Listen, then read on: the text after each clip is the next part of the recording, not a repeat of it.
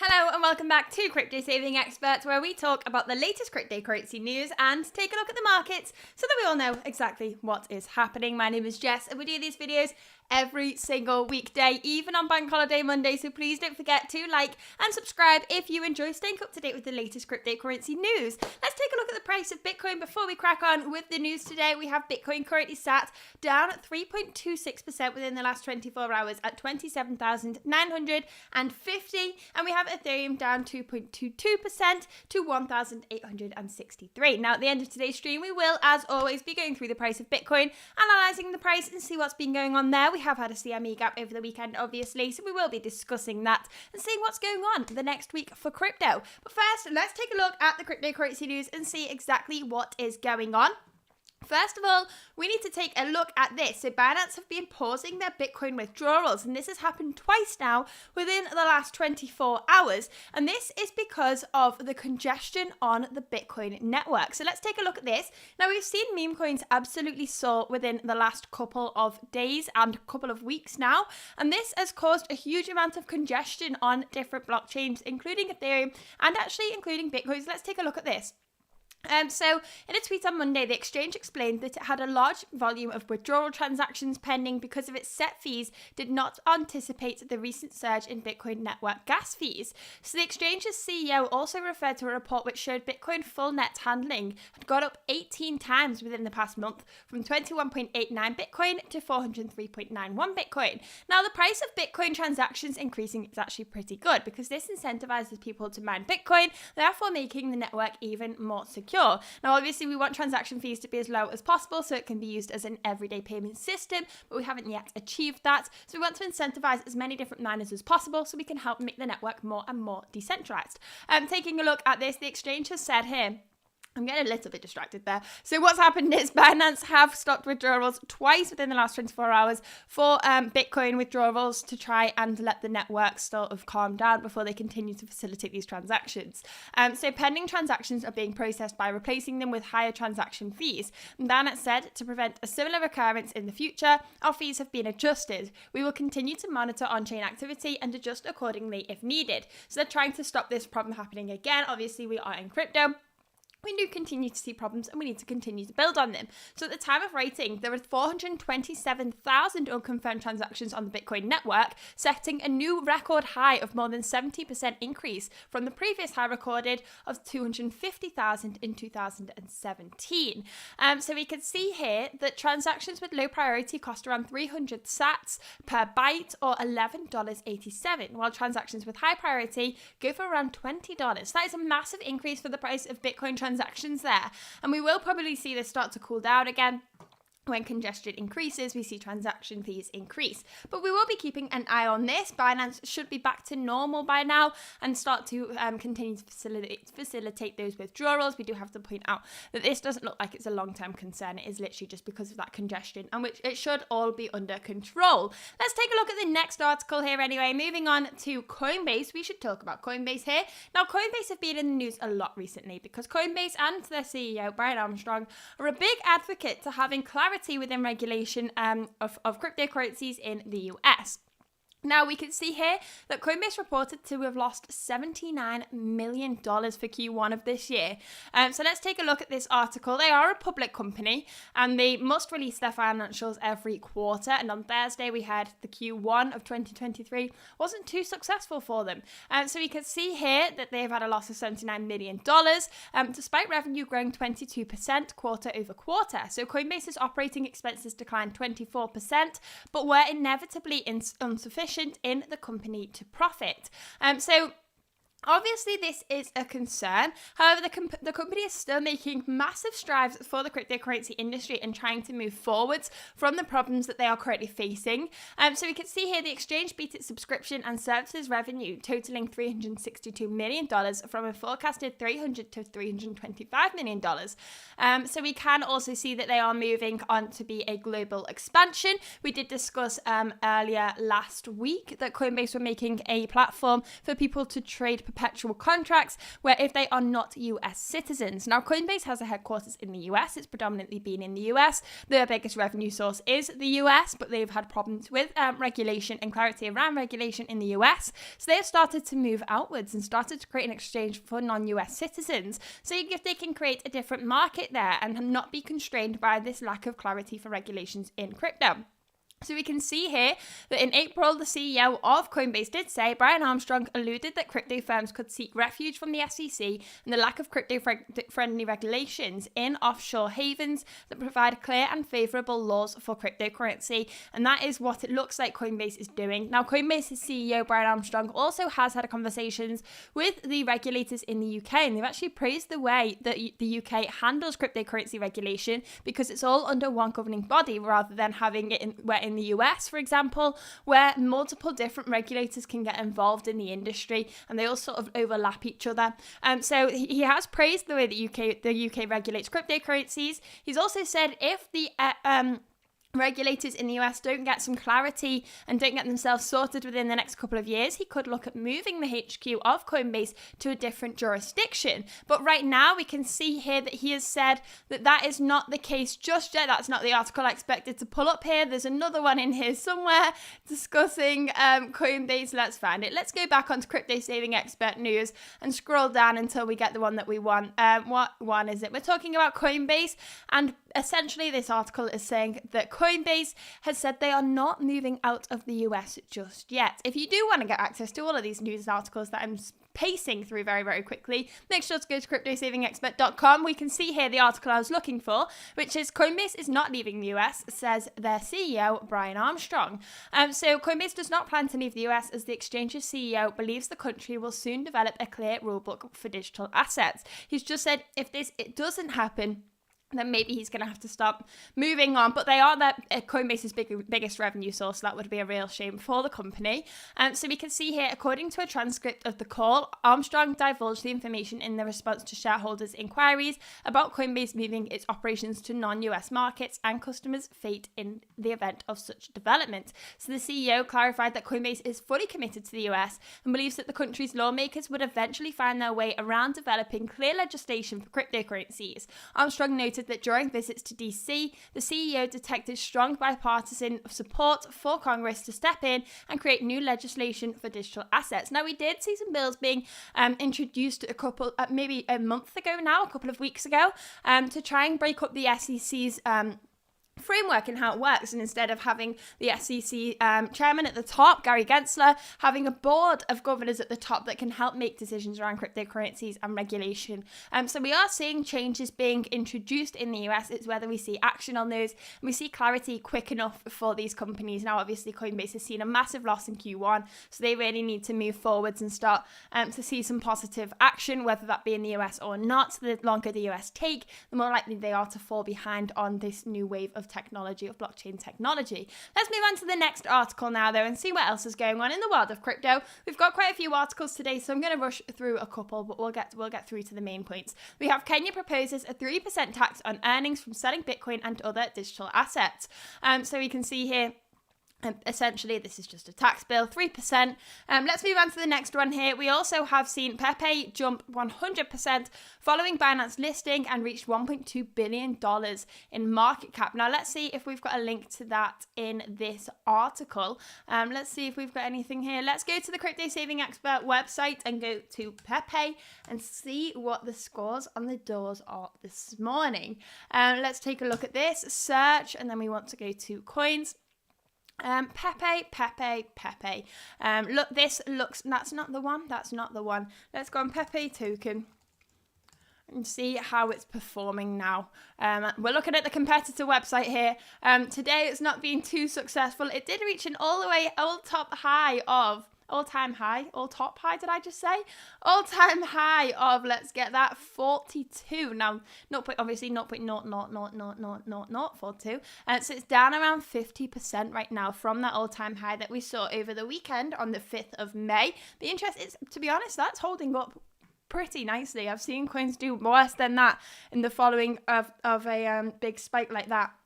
So we may see that continue. Who knows? I'm not predicting the future price of a meme coin. A meme coin is hard to predict. Let's move on to the next article here. We have Voyager could begin distributing funds to creditors in the next few weeks. This is an important article and something we should definitely take a look at. So Voyager is a cryptocurrency company that did not manage to get through 2022. It was a horrendous year for cryptocurrencies. And we can see here that they are looking to get their funds back to their users within the next few weeks. Now, this is a very quick turnaround. We've seen cases like Mt. Gox take years and years and years. With this, it's been less than just about a year, I think, since things took place. Well, we know that USTD pegged in May 2022. Voyager was in the months following. So it has been less than a year since the fall of Voyager. So this has been a quick turnaround. We can see here that Binance were originally going to buy Voyager's assets. It was going to be beneficial for Voyager users, actually. They were actually going to be able to receive a little bit more money if Binance.us did buy Voyager's assets, but unfortunately that deal did not go ahead and Binance.us walked away from the $1 billion deal. So we have now seen Voyager continue forwards independently and try and solve their own issues, and we can see the Voyager UCC team has explained Voyager is also finalising everything internally that is necessary to make distributions to creditors. We are hopeful that initial distributions will begin within the next few weeks. So they're making big steps forward despite Binance.us falling out of that deal only a couple of weeks ago. So let's take a look now at the next article. Please don't forget, just like Monkey Nuts has explained in the chat, please don't forget to like and subscribe and hit the bell notification button so you don't miss the latest cryptocurrency news. I almost forgot then. Thank you very much for reminding me. If you are new here, please don't forget to go on to the website cryptosavingexpert.com and press that big blue button at the top there, that big sign up button, create an account, tick the box as well. You get access to our newsletter that is published every single Tuesday at 11 a.m. BST time. So if you do that today, you'll be able to get access to that newsletter that comes out tomorrow. We've had the whole team on a call this morning discussing that and what can be included this week in this week's issue. So it's a very good one.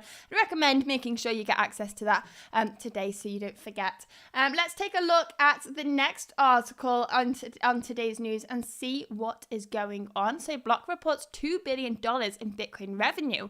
So the publicly traded company Block has reported that they've made some big revenue in Q1 from Bitcoin services on its payment platform Cash App. So let's take a look at this a little bit further. Shareholder letter outlined the company's financial report. And so we've seen lots of financial reports over the weekend disclosing Q1. And we can see here the Cash App facilitates an enormous amount of transfers, with the platform reporting $61 billion in inflows for Q1, up 27% year on year. So Cash App generated $3.27 billion of revenue for the quarter, turning in $931 million gross profit. Out of the gross profit generated, $50 million was from Bitcoin services after reporting a 25% year-on-year revenue growth of $2.16 billion for the quarter. So Cash App have seen definitely a nice year in so far, and they are continuing to create nice sources of revenue. Let's move on to the next article here. Let's see what else is going on in the world of crypto. We've already seen that article today. We have a developer attacks Bitcoin ordinals numbering scheme. So let's take a look at this. Monkey Nuts says 6 of you haven't hit the like. Please hit the like button so you don't miss out on the cryptocurrency news. Make sure to subscribe as well. And let's take a look at this. A developer has discovered a technique to insert a bug into the metadata of Bitcoin ordinals, the system by which digital collectibles are written onto the Bitcoin blockchain. And the revelation now raises the theory that Bitcoin NFTs could be destined to collapse. So if you are interested in ordinals, make sure to read this article. It's a very interesting article by Giordano, brilliant writer, brilliant technical writer. So definitely check out this article on cryptosavingexpert.com if you are an investor in ordinals to see what's going on there. But let's move on to the next one, because I am aware it's Bank Holiday Monday, and you all probably want to do a little bit of cryptocurrency and then move on to other things. So we need to continue pushing through the news today. NFTs celebrating the coronation of King Charles III. He was crowned on Saturday, and the Evening Standard newspaper has organised a free commemorative non-fungible token mint to celebrate the coronation of the king. Let's move on to the next one. We have New York AG introduces bill requiring crypto firms to refund refund fraud victims. I was trying to mash two words into one there. The Attorney General seeks to shut down crypto businesses engaging in fraud and penalise firms violating the proposed rules upon approval. So let's take a look at this. The New York Attorney General has introduced a new bill that will give the officer broader authority to regulate the digital assets industry, ensuring that crypto I'm really mixing words together. Firms refund. It's refund. Refund is not working with me. Firms refund fraud victims, among other things. So this is a really important thing that we are seeing here. We are really trying to make cryptocurrency a friendlier place. We're trying to get the bad actors out of the space, and we're trying to move forward and actually have the technology be developed. Now, there's so many bad actors within cryptocurrency. There's so many problems within this space, but the actual underlying technology is amazing. And this is something that we are investing into here for the technology, not for the profits. And we can see here that we need to continue to regulate the industry in the correct way so that it can continue to grow and grow in the correct way and not be completely centralized. So we want the technology to be used for good. So when regulations like this come into place, it helps us continue with that. Now, obviously, there are bad actors in crypto, but that happens in every industry when you're new. We are pretty early into the space, as I was trying to say. So obviously there are going to be problems. It's not going to be completely correct. We need to continue building the industry. Let's move on to the next one here anyway. We have the US Department of Justice probes BINANCE over possible Russian sanctions violations. So let's talk about this because this is a pretty interesting article. Leading cryptocurrency exchange BINANCE is under investigation by the US Department of Justice over possible violations of Russian sanctions. So what's happening here is they're looking into whether BINANCE has was used illegally to allow Russians to evade US sanctions and move money through its platform. The investigation focuses on whether the company or its officials violated sanctions related to Russia's invasion of Ukraine. So what they are trying to see here is when what's the word? When what am I looking for? Sanctions were related to Russia. What happened is they said they're trying to cut off the money supply for Russia. So when they do so, they're trying to say that companies within the US can't provide these services to Russian citizens. So Binance can't offer people to use fiat on and off ramps in Russia. And Binance had said they had done so, and they'd said that was fine. But what we are seeing here is it may not be the case, meaning that Russian individuals can use Binance as a fiat on and off ramp, put their money into cryptocurrency or out of cryptocurrency, transfer their money all over the world, and then use it again, or the other way around. People in other countries can put their money into Bitcoin, send it to Russian citizens, and then the Russian citizens can use Binance as their fiat off-ramp. So we can see here that Binance has said in 2021, Binance launched an initiative to completely overhaul its corporate governance structure, including bringing in a world-class bench of seasoned executives to fundamentally change how Binance operates globally. And they've said, know your customer measures rival any in the traditional banking system, and every customer is required to go through the process, including country of residence and personal identification checks. Our policy imposes a zero-tolerance approach to double registrations, anonymous identities, and obscure sources of money. So we can see here last May, the Department of Justice, IRS, launched an investigation into the company for money laundering and tax evasion. Now, there's been a lot of investigations into Binance in the last couple of weeks, and we will see this continue. It'll be interesting to see how this probe goes from the Department of Justice to see whether Binance have been offering these services to Russian individuals, while stating that it was not the case. Let's move on to the next article here. We have Crypto.com unveils ChatGPT-based AI user companion, Amy. So Amy will give users access to near real-time information about crypto projects, tokens, and historical events. Now, this is a really interesting topic. So, usually, all of us by now have complained about having an automated person on the other end of a phone when you're trying to contact a team. If you're trying to ring something up and it's an automated answer machine on the other end, it can be absolutely infuriating. But now we've got AI, the computer response is becoming better and better. And it may actually get to the point that we don't know if we're actually talking to a real person or not. Right now, though, I would like to hear your opinions. Would you rather speak to someone face to face, or would you be happy with someone like Amy? the AI Amy. Interesting debate there, because I feel like the distance between the two, between the real person and between the AI automated machine, is going to become smaller and smaller and smaller, and soon we really won't be able to tell the difference. But right now, a lot of people are much more in favor of speaking to a real life person. Let's move on to the next one. There we have Ether reclaims $1,900 after the Ethereum Foundation transfer 15,000 Ethereum to Kraken. So let's take a look at this. Ethereum is down to $1,863 at the time of filming. We've lost the article we were on. Here we go. So around this time, ETH hit a local peak of 2019. 20,000 would be nice. Before it dropped to $1,860. Ether has since reclaimed the $1,900 support level. So on Saturday, the crypto community noticed that the Ethereum Foundation had transferred 15,000 ETH worth an estimated $30 million to the Kraken crypto exchange. The team at WeBlockchain highlighted the movement of the funds via the tweet below, and they also pointed out that the Ethereum Foundation still holds an estimated 320,000 Ethereum. So they could have sold the Ethereum, and if that were the case, hopefully they'll be using this for some good.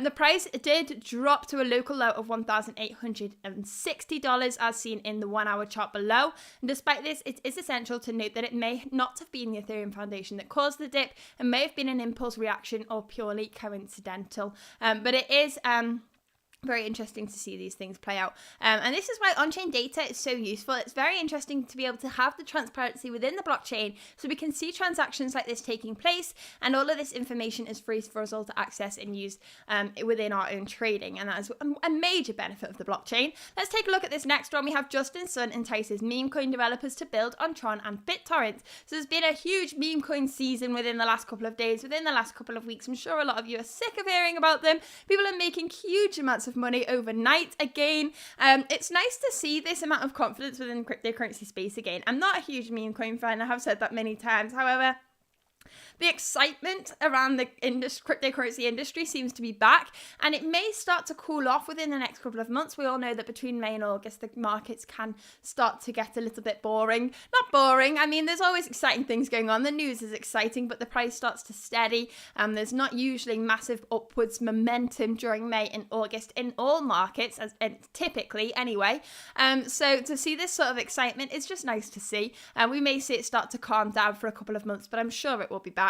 We can see here Justin Sun entices meme coin developers to build on Tron and BitTorrent to try and move them onto different blockchains. Now, we have seen Ethereum transactions absolutely soar within the last couple of weeks. To make a small transaction on Ethereum right now is just not worth it most of the time. The transaction fees have been incredibly high, even after the merge to proof of stake. So a lot of people are also losing confidence in the idea that transaction fees won't be high in the next bull market. So we should be keeping an eye on that. Keep an eye on that and see how that plays out. Let's move on to the next one here.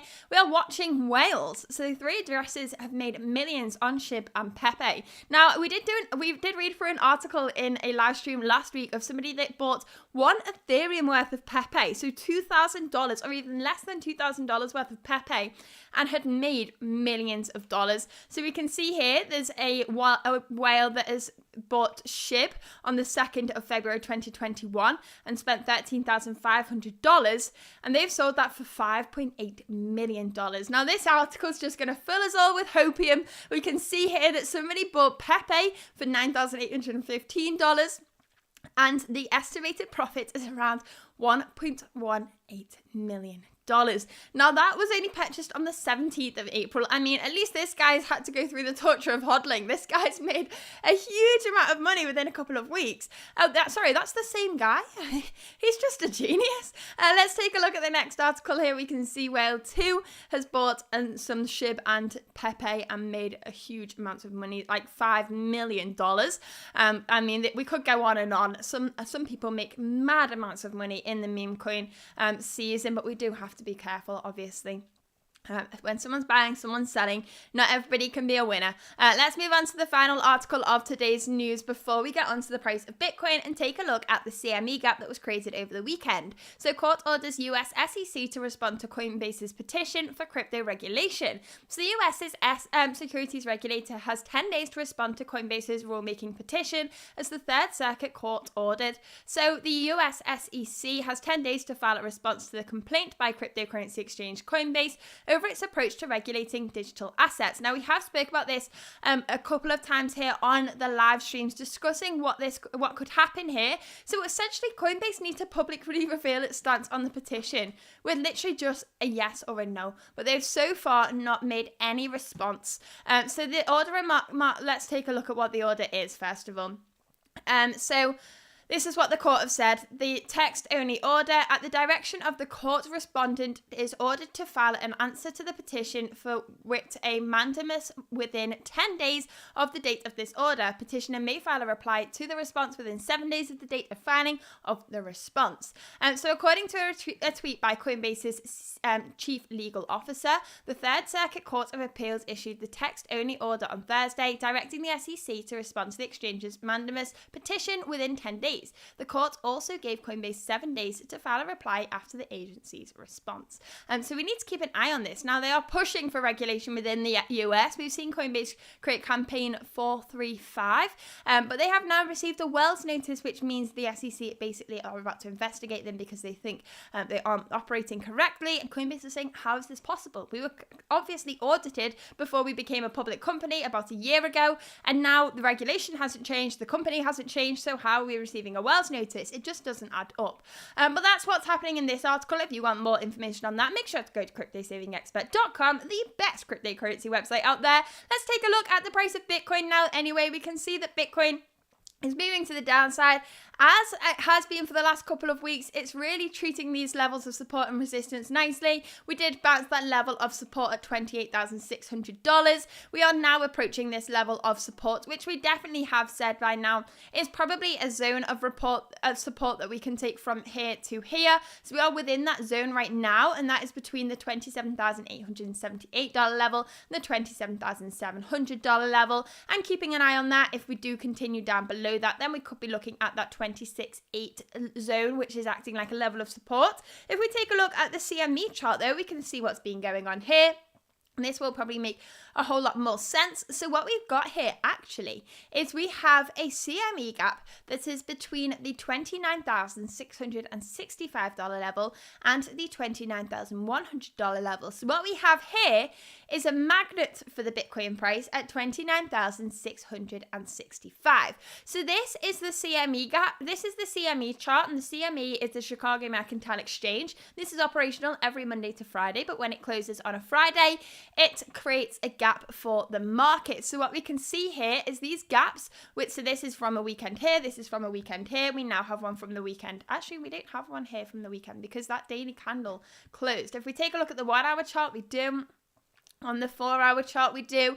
On the daily chart, we don't quite have one, but I would still say that it counts. So we have the CME gaps here, and these are gaps that act like magnets for the Bitcoin price. Usually they do get filled pretty quickly. We do have one down at $20,000, and we have one up at $35,000 as well. Now, if we zoom into the closer time frames, you can see that we do have one here from this weekend. So we'll see how this plays out, whether we do fill this within the short term. It is common to see us fill the CME gap within the start of the following week, but it's not definite, so we do have to be aware of that. Be very careful with this information, but just keep an eye on that, and let's see what happens over there. But that is all we have really for today's news, so thank you very much for tuning in with us. As always, please don't forget to like and subscribe and hit the bell notification button so you don't miss the latest cryptocurrency news. That is all we have for today, and I will see you all back here tomorrow. Thank you very much for tuning in. Goodbye.